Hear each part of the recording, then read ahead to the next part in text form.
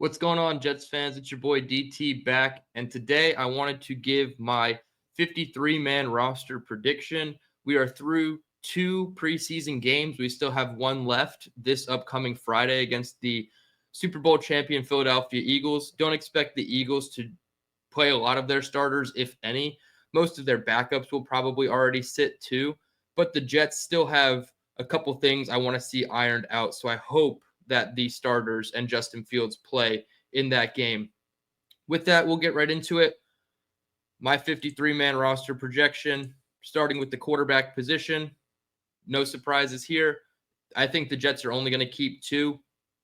You can make an argument that Brady Cook could be, kept as that third quarterback, that potential emergency quarterback.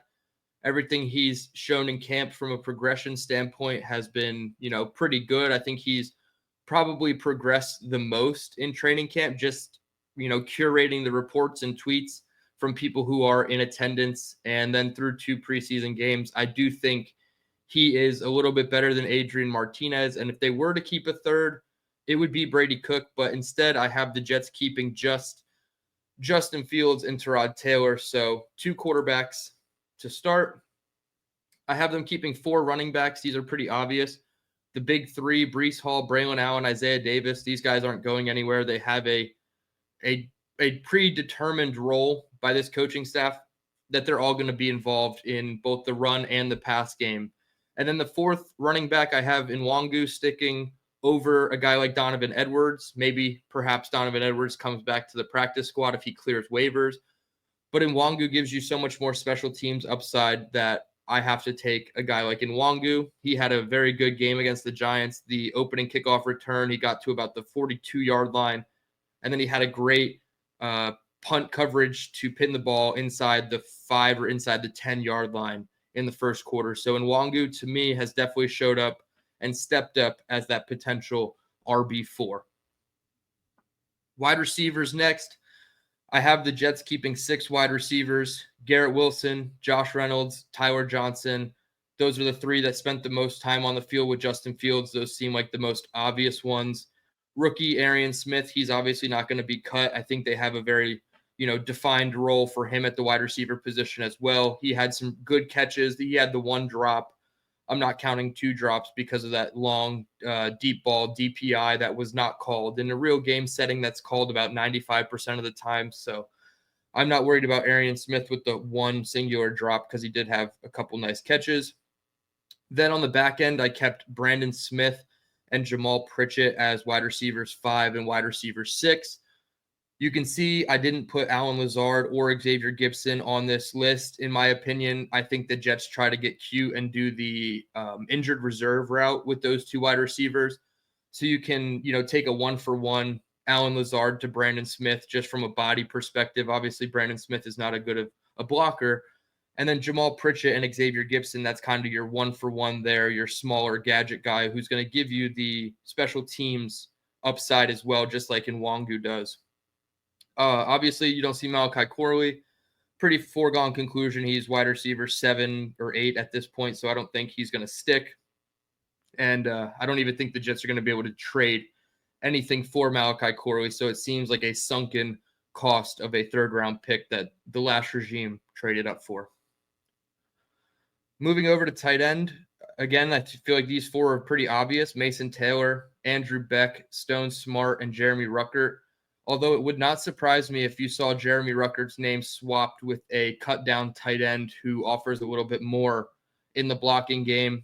Ruckert is out there quite a bit with Justin Fields, so his usage with the ones or the starters through preseason has alluded to him playing the tight end 2 role, but the production you're getting out of Jeremy Ruckert just has not been there. I don't think he's been, even average as a run blocker. He's kind of getting swiped aside quite a bit. He's getting pushed back too far into the backfield as well. So he is not holding up as a run blocker. And as a pass catcher, we haven't even seen him targeted with Justin Fields yet. So Jeremy Ruckert could be on the outside looking in, and I wouldn't be surprised if his name was swapped with somebody who was cut next Tuesday, the 26th. Moving over to offensive tackle. Again, these seem pretty obvious, right? Olufashinu and Armand Membu are your bookend starters, hopefully for the next, half decade plus. I think Max Mitchell has gotten, the coach's eye more so than Carter Warren, and he is playing backup left tackle right now. When the twos come in, he is the left tackle. So I would have to say Max Mitchell sticks on. And then Chuks Okorafor, their free agent signing from the Pittsburgh Steelers or the, New England Patriots after a couple series, he sticks on. He's going to be the backup tackle. I don't have them keeping a fifth tackle. I think just four for now is solid, and maybe one makes it back to the practice squad. Perhaps Carter Warren could make it back to the practice squad. I doubt it, though. I feel like somebody will pick him up because he has starting experience in the NFL. I don't think it's going to be with the Jets. Moving inside to the interior offensive linemen, I have them keeping 6, so a total of 10 offensive linemen, and that brings our offensive player total to 26. I have John Simpson, Joe Tippmann, Elijah Vera Tucker, your obvious 3 interior starters. You have Josh Myers, the primary backup at center, and then Xavier Newman and Cole Laval as your backup guards. I put Cole Laval on here. Again, it's kind of like the Ruckert thing. You can swap him with a cut down interior offensive lineman that the coaching staff may like a little bit more, and then they try to get Laval back on the practice squad. But he came in with the 2s at left guard or right guard sometimes too. So I'm really intrigued to see just what they think about Cole Laval specifically, and if he makes it on as that 10th offensive lineman. But just like Jeremy Ruckert, I could see his name getting swapped for a cut down guy that the coaching staff may feel slightly better about as a backup. With that, we're on to the defense. I have them keeping 5 edge rushers. Will McDonald, Jermaine Johnson, your obvious starters. You have Michael Clemens, who is the starter while Jermaine Johnson is out. Tyler Barron, the rookie 6th rounder from Miami. And then down at the bottom, I have free agent because I truly just don't see a 5th edge on this team. And I think they're going to want a 5th edge in their rotation because although it's not going to be the Rob Saleh rotation of years past, it's going to still need a healthy rotation of guys who are able to, get pressure or hold the point of attack in the run game. And right now it's a net 0 from Tyler Barron so far through his training camp as a rookie. And I don't think they're going to cut him and try to put him on the practice squad. So I think he's going to make the roster. And if you can add a guy like Zadarius Smith or Jadeveon Clowney on a 1-year deal and just have him come in as like a mercenary pass rusher who's, an independent contractor, so to speak, I think that's more so along the lines of what the Jets need right now with the uncertainty of Jermaine Johnson. You can't just go into the season and bank on Will McDonald to try to be the one-man wrecking crew off the edge. So I have them keeping 5, but one of them is not currently on the roster. The same thing can somewhat be said about defensive tackle down at the bottom, but I have them also keeping 5 for a total of 10 defensive linemen. Quinnen Williams and Byron Cowart, they haven't played in the preseason with their injuries, a calf and an ankle respectively, but they're penciled in as the starters. It seems like Cowart won the defensive tackle 2 job in training camp before the injury. So far, it seems like Jay Tufele is the primary 3rd defensive interior guy. If Quinnen or Byron aren't on the field, it would probably be Tufele on for one of those 2 guys. And then at the bottom, I think Leonard Taylor III has flashed enough in pass rushing situations. Plus, he has the upside of being younger. I think he's the one that's going to make it. And Fedarian Mathis, he could also be swapped for a free agent name. But I think just in terms of number purposes, I wanted to keep 5 defensive interior guys. And if there were 5 on this roster worth keeping, I think Mathis would be the 5th over a guy like maybe Peyton Page.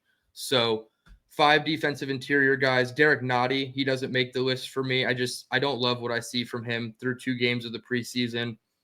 Rich Cimini got out in front of this many weeks ago and didn't have him on his early prediction for the 53. So when you keep an eye on 91 in the middle, it just seems like he's not doing enough to, hold his weight as a starter or backup on this defensive line. And I think for, the $400,000 guaranteed dollars that he got, it wouldn't be the end of the world if the Jets moved on and didn't keep him on the roster. So 5 defensive interior players. Mathis could be swapped for a cut down player. Moving back to the linebacker position, I have them keeping 4. I debated whether to keep 5 and perhaps, roster gymnastics of putting somebody on an injured list at a different position allows for you to keep a fifth linebacker. But for now, I have your two starters in your base nickel, Quincy Williams, Jamian Sherwood.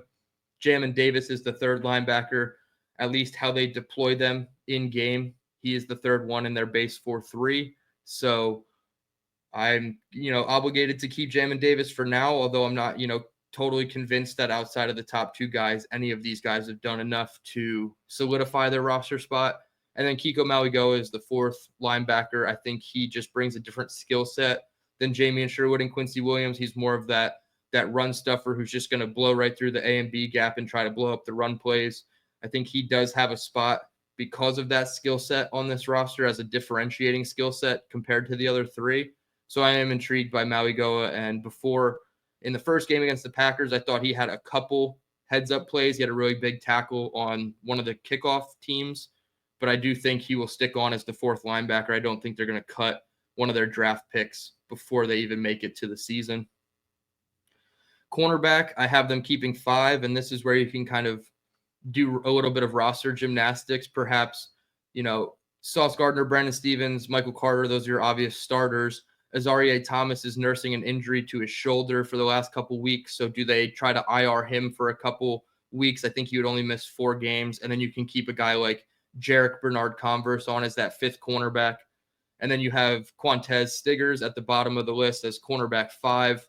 I think he had a good game against the Giants. I wouldn't blame him for Andre Cisco and him not passing off that post route, properly. I think it's more on Cisco than it is Quantez, although it's his side of the field, so he does have to take some responsibility for it. He did get burnt on another route later on in the first half, but then he made up for it with the nice miscommunication interception. It looked like the wide receiver was supposed to run a corner, and he ran a post. Russell Wilson threw the corner route, and Quantez gets under it as a free gift. So happy to see Quantez taking the ball away when given the opportunities. But yeah, if they put AZ on one of the injured lists and then they bring on Jarek Bernard-Converse, or if they bring in a 5th linebacker as a depth guy, I wouldn't be surprised there. So they might get a little cute with the injury status of AZ Thomas. Safety position, pretty obvious here. Cisco and Adams are going to be your starters. Malachi Moore, rookie 5th-round pick. I think he's struggled a little bit through this training camp session. I want to go back and do the rewatch and really hone in on what he's doing wrong, but it seems like he's just trying to, go for that splash play. He's not wrapping up. He's just kind of hitting real hard, and he was responsible for one of the big explosive plays allowed on defense because he missed his assignment, or at least it looked like he missed an assignment. I think it was the screen pass, and he was just out of position. So I definitely want to see a little bit more from Malachi Moore, but he's certainly going to stick on this roster and be a key contributor for this defense moving forward. Isaiah Oliver is your, 4th safety / nickel corner. I think he's more of the backup to Michael Carter II than Jordan Clark is currently. And Steve Wilkes has, said at the podium, you can leave him at safety and then if need be, throw him in at nickel and you won't miss a beat. So Isaiah Oliver definitely is favored by the coaching staff for his versatility. And then I have Jarius Monroe sticking at the bottom of the safety roster.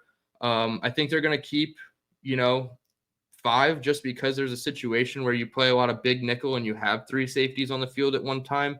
So you don't want to just have one guy as a reserve safety spot. So I think Jarius Monroe fits that bill. I think he's done a little bit more than the 2 Clarks, although Dean Clark did have a really good game against the Giants with the sack, a pass breakup, and an interception off the deflection in the end zone. Although I do think Jarius Monroe will get a leg up when it comes to the roster because they had him playing boundary corner a lot in the preseason. So perhaps they view him as another versatile defensive back that they can get more out of in a pinch. So I had Jarius Monroe over Dean Clark, but I wouldn't be surprised if it was Clark over Monroe. Special teams, these 3 are obvious. Nick Folk, Austin McNamara, the punter, and Thomas Hennessy, the longest tenured Jet at long snapper. These guys aren't going anywhere. And all of a sudden, I feel a lot better about Chris Banjo's unit than I did when they first started making cuts to Zerline and Thomas Morstead.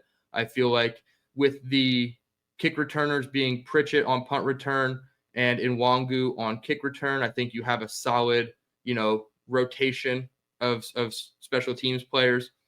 Chris Boyd, he did suffer an injury a couple weeks ago, and he is going to be put on injured reserve. So he is out for the entirety of the 2025 season. He was supposed to be a core special teams contributor for Chris Banjo in this new special teams unit. So it will be interesting to see how they replace a guy like Boyd.